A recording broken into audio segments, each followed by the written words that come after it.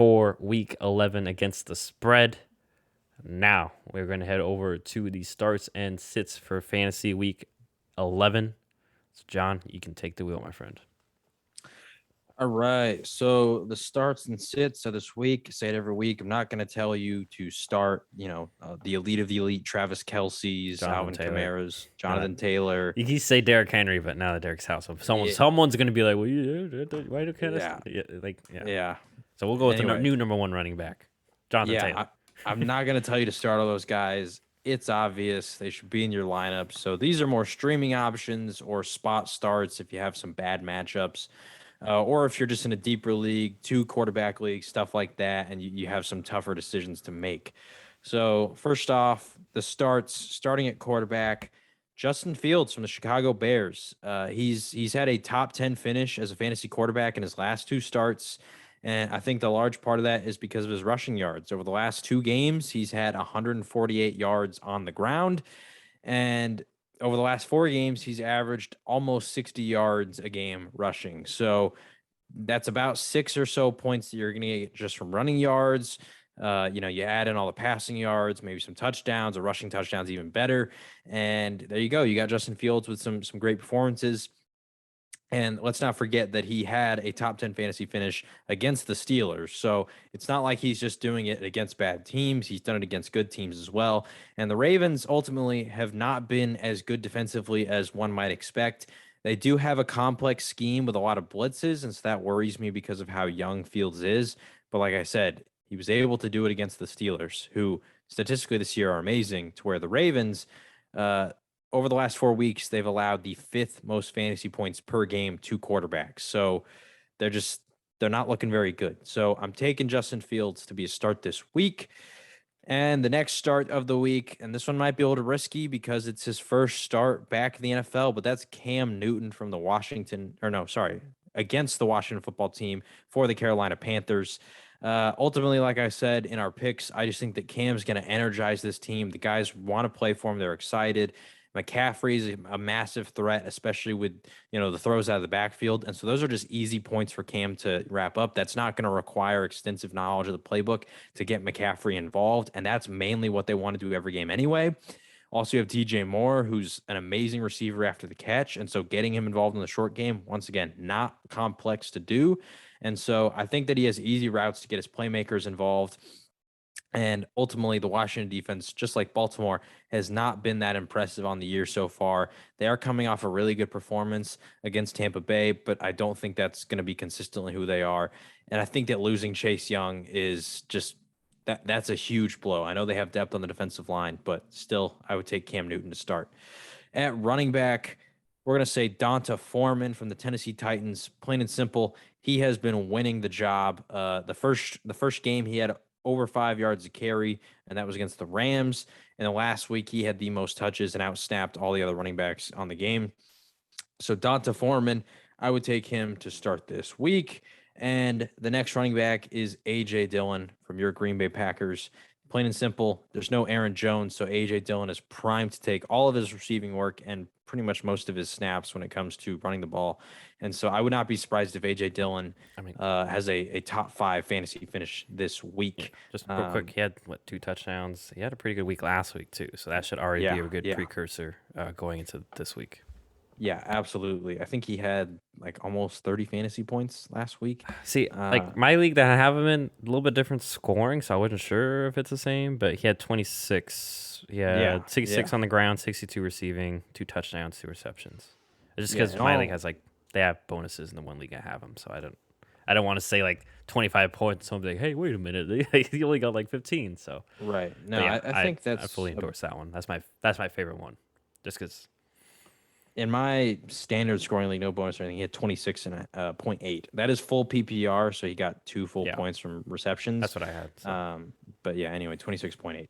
Anyway, so yeah, A.J. Dillon, absolutely start him. And like I said earlier in our picks, anytime that he carries the ball 11 times or more in a game, he has over 65 rushing yards every single time. And so if you're a betting man, I mean, I personally, they have a 65.5 rushing yard total for him on the game. Like I just said, when he touches the ball over 11 times running, he has broken that every single time. I think he's going to get over 11 carries. And I also don't think that this is like a terrible matchup. The Vikings, like I said, allowing 100 yards on the ground to running backs this season. So A.J. Dillon, smash start him this week. If you have him, he has to be in your lineup. Moving on to wide receiver. First up, Rashad Bateman from the Baltimore Ravens. He just plain and simple has been on a roll. I think if you're having in full PPR leagues, I think he has 3 or 4 straight weeks of double-digit performances. And he's just getting involved. He doesn't have to deal with, the number one corner, because that's typically what Hollywood Brown is going to deal with. He also just doesn't really have to deal with most of the defensive attention because Mark Andrews is there, and still he's getting involved in the game. He's making plays. And if you have him at PPR, he's just plain and simple been consistent. So I would say start Rashad Bateman. Also, I'm forgetting on who they're playing all of a sudden. Let me pull that up real quick. Why am I blanking right now? They play. I have the spreadsheet right here. I'm sorry. I'm trying to remember this. They played Chicago. Yeah, Chicago, whose defense, their secondary has been all right. Jalen Johnson has really been the highlight of the year so far for them. But ultimately, the rest of their corners just haven't been super successful. So I would start Rashad Bateman in this one just because, once again, full PPR, he's been consistent. Moving on to the next start at wide receiver, Brandin Cooks from the Houston Texans. Very favorable matchup, in my opinion, against the Tennessee Titans. We've talked about it in the past. 2 of their top 3 corners are injured. And so their secondary, they're lacking. Kevin Byard is a stud. He's been getting interceptions, but they're still allowing points to fantasy wide receivers. So Brandin Cooks, I think he's primed for a big matchup. Also, I think he's like average so far has been about 9 targets a game on the year. And so, plain and simple, he has the volume that you want to see. Just statistically, how the Titans rank against receivers in fantasy. They are first in receptions allowed, first in targets, third in receiving yards allowed over the last 4 games. So teams are attacking their secondary, and it's giving them success. Now they're still somehow winning those games, and I think that's going to continue, but we don't care about them in fantasy, right? If anything, if the Titans are winning this one, that bodes well for Brandin Cooks because they're gonna have to pass more. So Brandin Cooks 100% would start him. And the final wide receiver start of the week, Tyler Lockett from the Seattle Seahawks. Just plain and simple. I think they're in desperation mode. I think the Cardinals, they're fast on defense, but Tyler Lockett, he seems to be sort of the gadget guy for the Seahawks offense. They're not incredibly creative, but if they're going to be creative with anybody, it's going to be Tyler Lockett. And also Russell Wilson, he and Tyler Lockett just have this connection. I think last year when they played Arizona, that was the game where he went off for like 30-something fantasy points. And this is a different Cardinals defense. They are better than they were last year. And overall, as a team, they are better. But plain and simple, like I said, I just think that they're in desperation mode. And Tyler Lockett, I think that this could be the guy for Seattle to help him bounce back. Plus, it doesn't hurt that he has 25% target share, which is pretty massive, and that's what you want. So I just pulled up the stats from last year's game. That was the game where he had 250 receiving yards and 4 touchdowns. So that was more than 30 fantasy points. That was like an absurd performance. Also, just on the year, the Cardinals, I think, are the 3rd worst team in the league when it comes to passing touchdown rate to opposing wide receivers. So, yeah.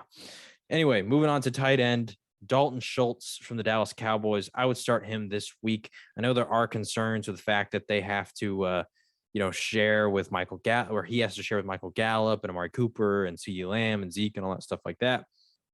But plain and simple, Dalton Schultz has just been, for the most part, pretty consistent in fantasy. And also, he runs a route on 91% of Cowboys passing plays over the last 2 weeks, which means when they're throwing the ball, he is in the game and he is running routes. With Blake Jarwin being out and placed on IR, he's just in the game a lot. And like 91% route participation for any tight end is like that's absurd. Like Travis Kelce typically doesn't even reach those numbers. He's in like the mid 80s and he's, up there. So the fact that Dalton Schultz is in the game so much, it just gives him more opportunities for volume. And then also they're playing the Chiefs, who've allowed the 5th most receiving yards to tight ends this season. And it's a potential shootout, which means a lot of points, which means Dalton Schultz potentially in the red zone. So I would start Dalton Schultz against the Chiefs. So the starts this week, moving on to the sits. First up at quarterback, Carson Wentz. I'm going to keep this one short and simple. They're playing the Bills. Bills are a really good defense. They've been really, hard for opposing quarterbacks to have success against. So I would start Carson Wentz. The next quarterback to sit. Sit Carson Wentz. He said start. Sorry. Oh, yeah. Sit Carson Wentz. Do not start him. Sit him. Which it sucks if you're like me and you have been relying on him the last few weeks, even though, last week he had a pretty bad game. So the next sit at quarterback is Jimmy Garoppolo. And like I sort of talked about in our picks, at first glance, this matchup looks really good because they play the Jaguars. But the Jaguars defense has just been really good the last couple of weeks. Over the last 2 games, they've allowed an average of 8 fantasy points, and that was to Wentz and Josh Allen. They rank 2nd in pressure rate this season. And like I said earlier, Garoppolo so far this season has been the worst graded quarterback when under pressure. So I just think that the Jags defense could have success here. And ultimately, the way that we've seen the 49ers have been playing the game, yes, Garoppolo has had some success, but also a large part of it is because of their ground game. So I would not be shocked if they relied on their ground game to be successful for them once again in a game where Garoppolo could be under siege. Moving on to running backs, Alex Collins is the first sit for the Seattle Seahawks. He just really hasn't been very effective since Chris Carson has gotten hurt. He's averaging 5 fantasy points a game over the last 3 games. And in the last 2 games, he's only had 10 carries in each. So he's really just not getting a lot of volume, and he doesn't get featured in the passing game really at all. He only runs routes on about 30% of their passing plays. So I just wouldn't rely on him this week, even if Chris Carson doesn't come back again. I don't know. Alex Collins, he just doesn't have the volume that I like for a running back to really feel confident starting them. And the other running back to sit this week is Zach Moss. Plain and simple, initially when the year started, we thought it was going to be him and Devin Singletary, and maybe Zach Moss would win the job. But over the last few weeks, Matt Breida has gotten involved too. And wanting to play a running back in a 3-headed committee, it's not feasible. It's not reliable. It's not consistent. And all 3 running backs are getting involved really heavily. So I'm just not super confident in Zach Moss's ability this week against a tough Colts defense who have allowed the 2nd fewest fantasy points to opposing running backs on the whole season. I'm not confident in Zach Moss or really any of the Bills running backs' ability to be relevant in this one.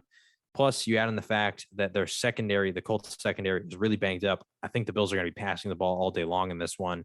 And if they do run the ball, I wouldn't be surprised if it's Josh Allen on a lot of QB runs. So I wouldn't start Zach Moss. And if you're wondering about Devin Singletary or Matt Breida, wouldn't start them either. Moving on to wide receiver. First up is Adam Thielen from the Minnesota Vikings. It's just tough because Adam Thielen, he's a really talented receiver, but he only has a 19% target share over the past 3 games. And he's playing the Packers, who I know that I don't think Jair is coming back. I think you would know that. He's still on IR. Still on IR. So he's still not back. And so a lot of people might think, oh, well, their secondary is going to be easy to beat. Once again, they're really underrated. And Stokes and Kevin King have been really solid in the absence of Jair Alexander. So I wouldn't be, relying on, the opposing defense to be giving Adam Thielen any breaks.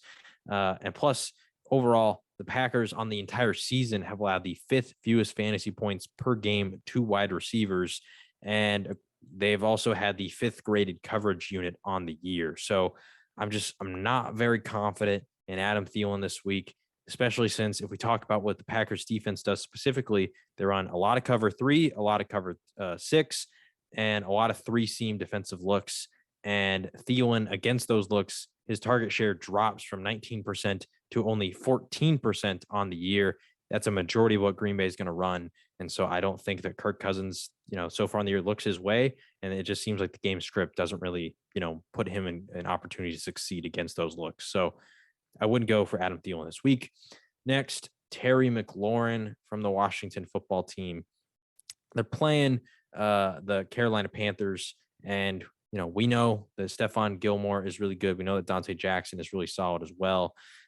So, those are two guys that you're going to have to match up with throughout the game. But also, McLaurin just seems to be really boom or bust this year. I think he has 3 finishes as a top 5 wide receiver in the season, but he also has 6 finishes outside the top 32. So, either he absolutely demolishes the opposing team for you, or he just doesn't really do a whole lot. I'm betting on the doesn't do a whole lot this week because it is a good defense. And on the year, as I'm talking about defenses, the Panthers have allowed the 3rd fewest fantasy points to wide receivers on the whole year. And over the last 4 weeks alone, they rank 1st in that category. So they're just, ever since Stephon Gilmore came to the team, they're just not allowing a lot of fantasy points to opposing receivers. So I'm not really betting on Taylor Heineke and his ability to get Terry McLaurin involved. If anything, I think they're going to be running the ball more this week. Now, the final sit at wide receiver, Tyler Boyd. Plain and simple, he's just not really getting involved a lot in this offense. And in fantasy, we want volume. They are coming off a bye week, so maybe this is one of those games where he bounced back. But since week 7, he has a 13% target share. That's just not good enough. Jamar Chase and T. Higgins are both commanding 26% of the target share during that time. So that's about half the passes to those two. And then also the fact that they're playing the Raiders, who their slot cornerback, Nate Hobbs, a lot of people might not know his name, but he's actually playing at a really high level this season, has been one of the surprise, additions to the Raiders and how well he's been playing. And then also they just don't really play super great. The Raiders defensively don't play super great against tight ends. So that could even mean that CJ Uzomah potentially gets involved in this one more so than Tyler Boyd. We know that Joe Mixon's going to be getting a lot of work. So honestly, this week, I could see Tyler Boyd being the 5th option in this offense, and that's just not somebody that I want to be chasing against the Raiders. So those are the wide receivers. And finally, on the tight end, and this one hurts me because I have him in 2 leagues, but it's TJ Hawkinson from the Detroit Lions. Last week, if you have Hawkinson, it was just a rough week. He put up 0 points and had, I think, 1 target on the whole game. And yes, it was against Pittsburgh, and that's tough. But you'd still expect Jared Goff to throw to his most reliable, best target more than once on the game. But he just really didn't look his way. And Jared Goff might not even be playing in this one. As we talked about, what was his name again? Boyle? Tim Boyle. Tim Boyle. Yeah, Tim Boyle might be playing. And so we just don't know what we're going to get out of him. They also have a tough matchup against the Browns, who can control the clock, which means a lot less opportunity for them to have the ball. And also, we know that their best player is DeAndre Swift, which once again means probably a lot less possessions in this game than a normal one, because both teams might be relying on the run game quite a bit. So I wouldn't bet on TJ Hawkinson this week. Also, if we want to talk about just statistically how tight ends have done against the Browns, they've only allowed 1 tight end on the entire season to go over 50 receiving yards, and that was Travis Kelce. So that's the best of the best right there. Everybody else they've played has under 50 receiving yards, and plain and simple, the last tight end to have really good success against them was Hunter Henry, but he got it last week, or he got it against them on a touchdown. So. So yeah, he had 2 touchdowns last week, and so it saved his fan. He only had 4 catches for 40 yards and 2 touchdowns. So yeah. So the Browns ultimately are just they've been good against tight ends. So TJ Hawkinson, the tight end position is really thin. So if you have to start him because that's really who you got, I wouldn't be shocked. But if there's other options, we just talked about Uzomah from the Bengals, if he's available on the waivers, go get him. If for some reason Dalton Schultz is still out there, go get him. There's other options that you can find with more favorable matchups and ultimately better offenses. The Lions just overall, I think they're the 29th ranked offense in the league. So I think for touchdowns. So it's just not reliable for, you to be hoping that Hawkinson even finds the end zone in this one. So those are the starts and sits of week 11. If you have questions about who, and other stuff that we haven't talked about, maybe in these lineups or, trades or anything like that, you can comment it down below, or preferably you go to our Instagram. We're a lot more active on there. We will be making posts about this. So you can, ask all your questions away on there and try to get a response. All right. So yeah, like John mentioned, our Instagram, the handle is @ShutUpAndBallPod. And then also we're on Twitter and TikTok, which is @ShutUpAndBall, and then a Facebook page, which is Shut Up and Ball.